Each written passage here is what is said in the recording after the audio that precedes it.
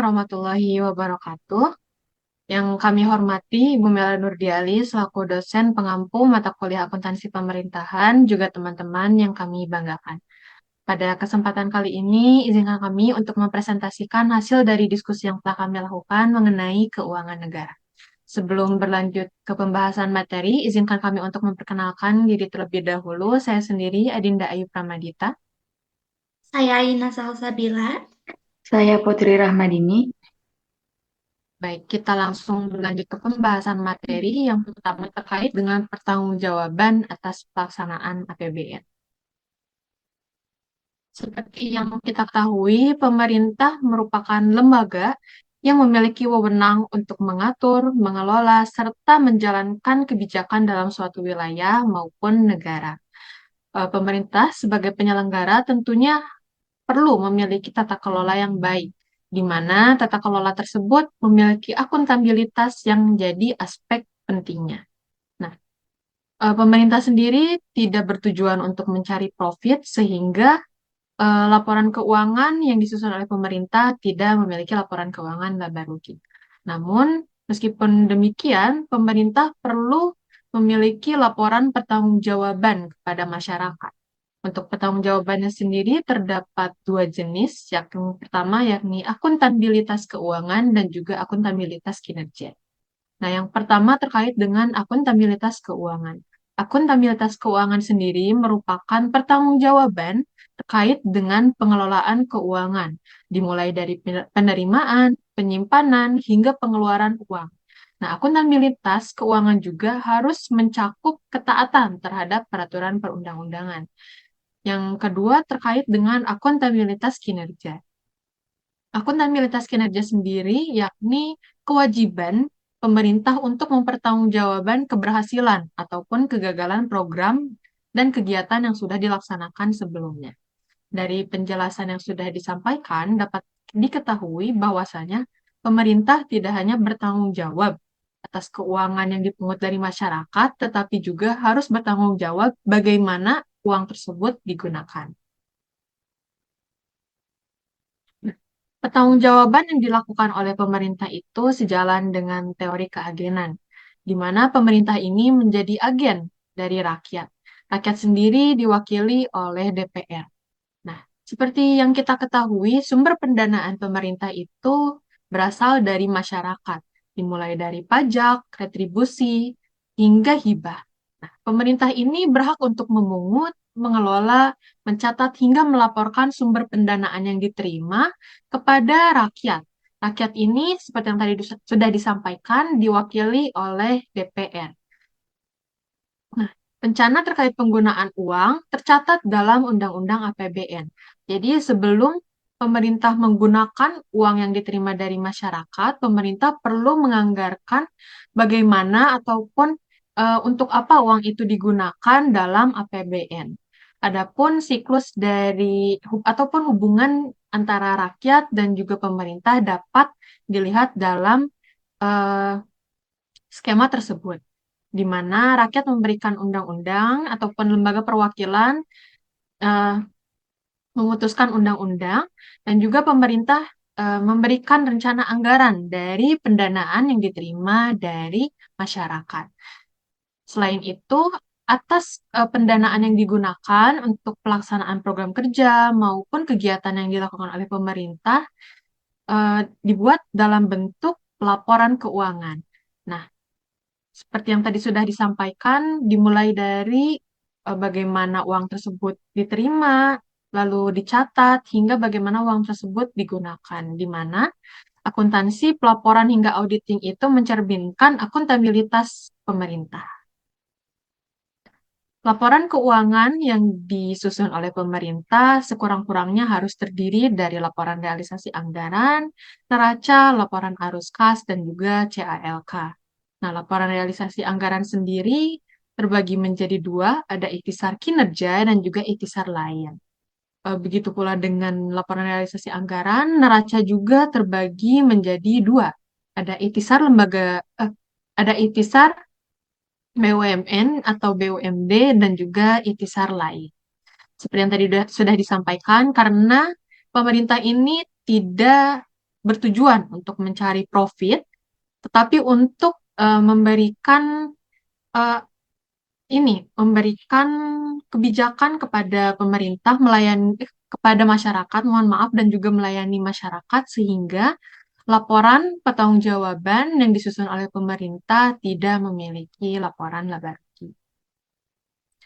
Untuk pembahasan yang selanjutnya terkait dengan standar akuntansi pemerintah. Pembuatan laporan keuangan sendiri tentunya harus memiliki standar yang ditetapkan oleh eh, komite. Untuk apa? Pembuatan laporan keuangan sendiri agar standar akuntansi pemerintah sendiri ini agar laporan keuangan yang disusun oleh pemerintah sesuai dan juga mencerminkan tingkat transparansi dan juga akuntabilitas. Nah, pembuatan laporan keuangan sendiri diatur dengan standar akuntansi pemerintah atau SAP. Seperti yang tadi sudah disampaikan, penggunaan SAP ini mencerminkan tingkat transparansi juga akuntabilitas dalam laporan keuangan yang sudah disusun sebelumnya. Nah, eh, penyusunan laporan keuangan pemerintah yang sesuai dengan standar akuntansi pemerintah menjadi salah satu kriteria bagi BPK untuk memberikan opini atas kewajaran laporan keuangan. SAP sendiri disusun oleh Komite Standar Akuntansi Pemerintah atau KSAP. Pada tahun 2025 terdapat 19 pernyataan yang mengatur tentang pencatatan maupun pelaporan keuangan pemerintahan. Di sini sudah kami lampirkan 19 pernyataan dari standar akuntansi pemerintah. Standar akuntansi pemerintah ini memiliki pernyataan dimulai dari bagaimana pemerintah mengelola persediaan, investasi, aset, konstruksi hingga kewajiban dan juga memberikan standar terkait bagaimana laporan tersebut harus dibuat sehingga laporan yang disusun oleh pemerintah mencerminkan transparansi dan juga akuntabilitas. Untuk materi yang selanjutnya akan disampaikan oleh rekan saya.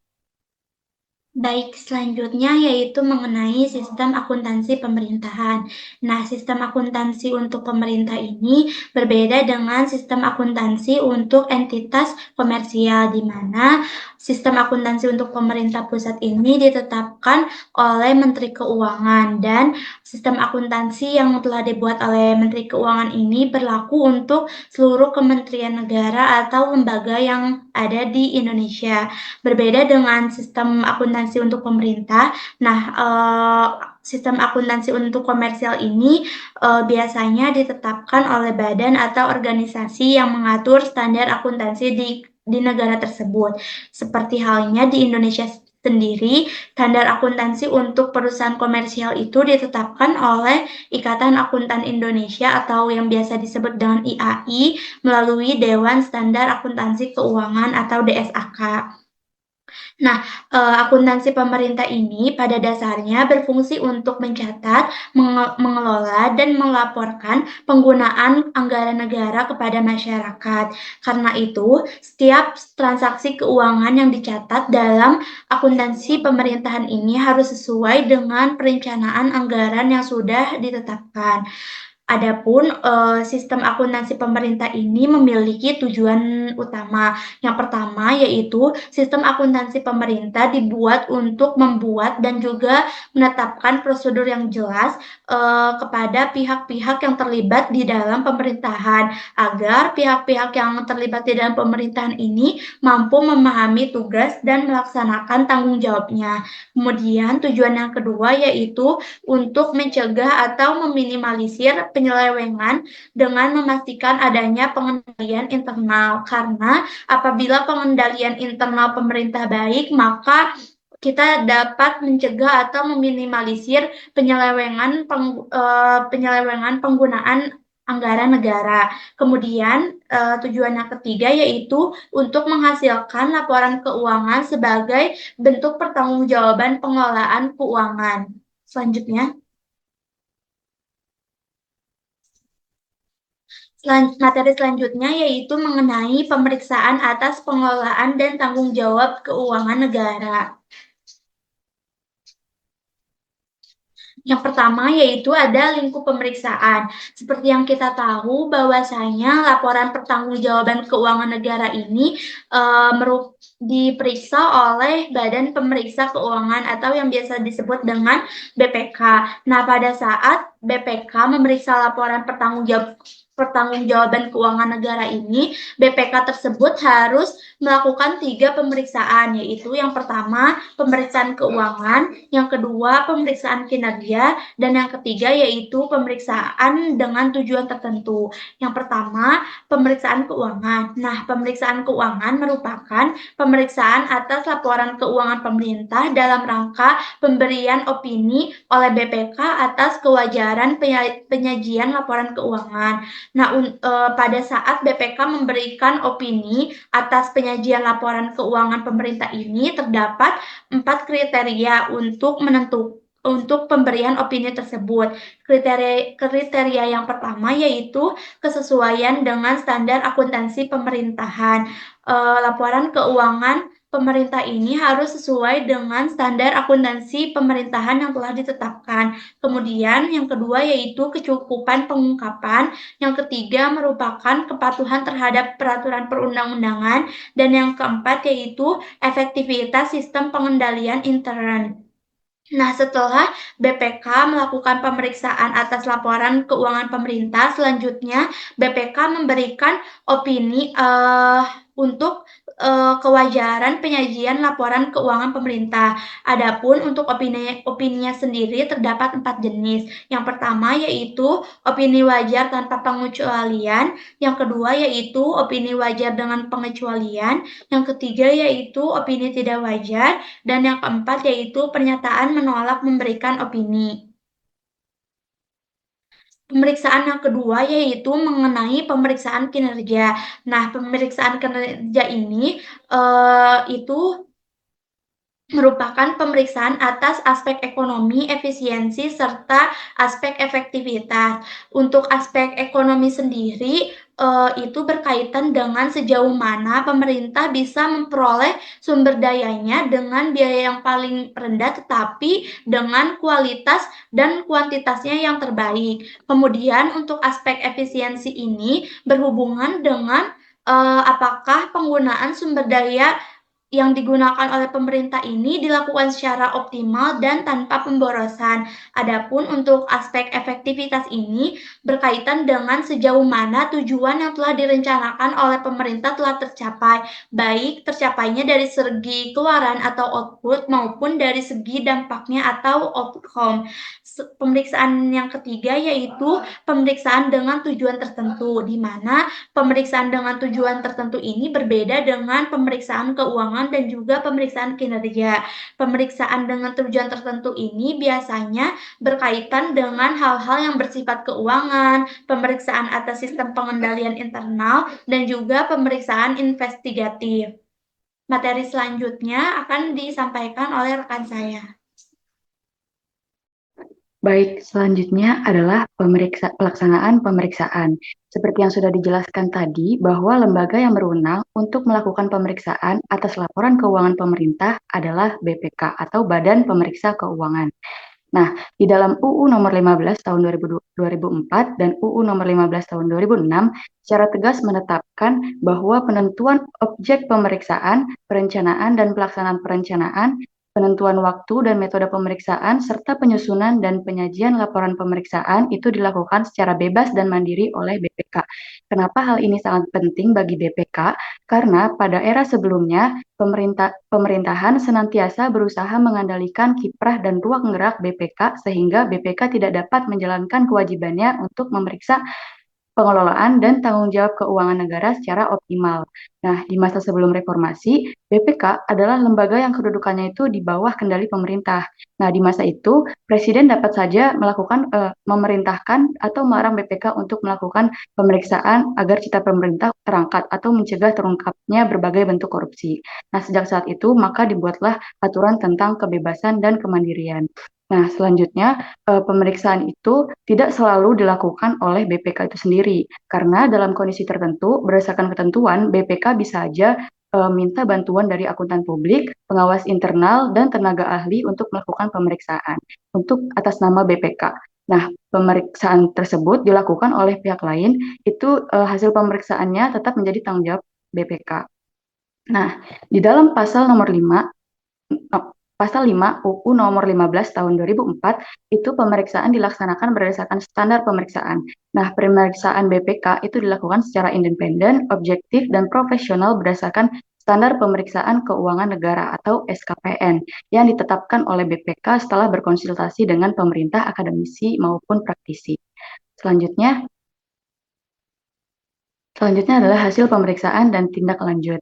Nah, di sini terdapat alur dari pelaksanaan pemeriksaan. Di antaranya, setelah BPK menuangkan hasil kerjanya dalam laporan hasil pemeriksaan atau LHP, laporan atas keuangan pemerintah LKPP ini diserahkan kepada DPR, DPD ataupun Presiden. Nah, selain itu bisa juga diserahkan kepada Menteri atau lembaga keuangan. Nah, setelah diserahkan kepada lembaga tersebut, LHP ini dilakukan pemeriksaan atau tindak lanjut hasil pemeriksaan di mana pemerintah itu dapat melakukan koreksi atau melakukan penyesuaian-penyesuaian yang diperlukan. Setelah itu, pemerintah dapat melakukan jawaban atas tindak lanjut di mana di dalamnya memuat temuan hasil pemeriksaan atau tanggapan.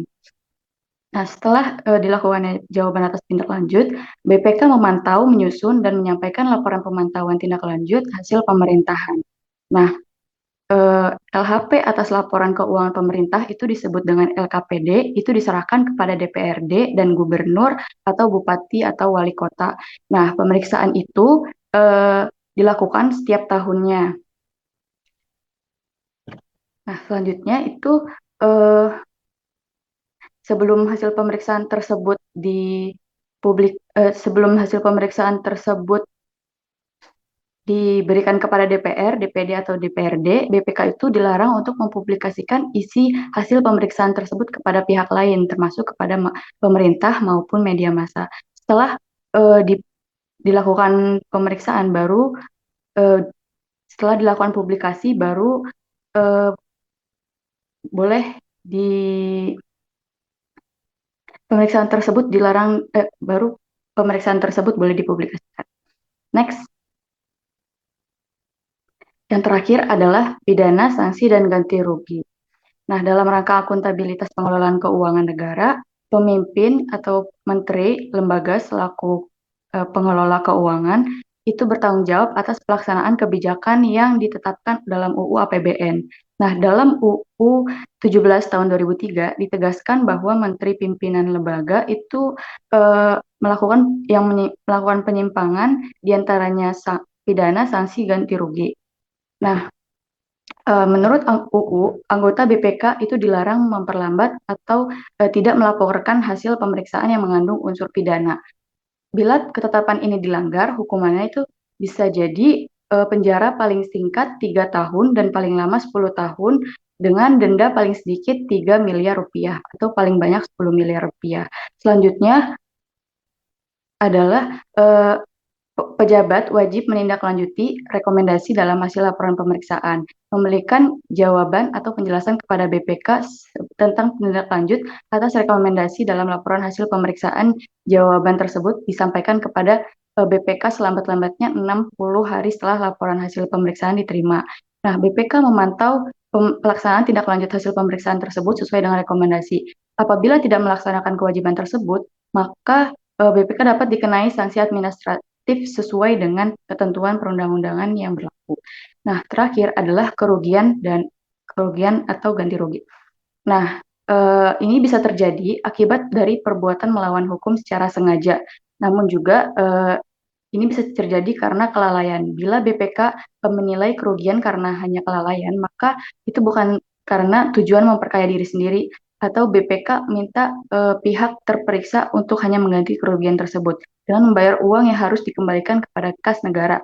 Nah, jumlah ganti rugi tersebut ditetapkan berdasarkan penilaian BPK mengenai jumlah kerugian yang diakibatkan atas kelalaian tersebut. Temuan tersebut dicatat dan dilaporkan dalam LHP atau laporan hasil pemeriksaan. Dan hal tersebut dapat mempengaruhi opini yang diberikan oleh BPK terhadap pihak yang diperiksa. Next. Nah, sekian penjelasan dari kelompok kami. Kurang lebihnya mohon maaf. Terima kasih. Wassalamualaikum warahmatullahi wabarakatuh.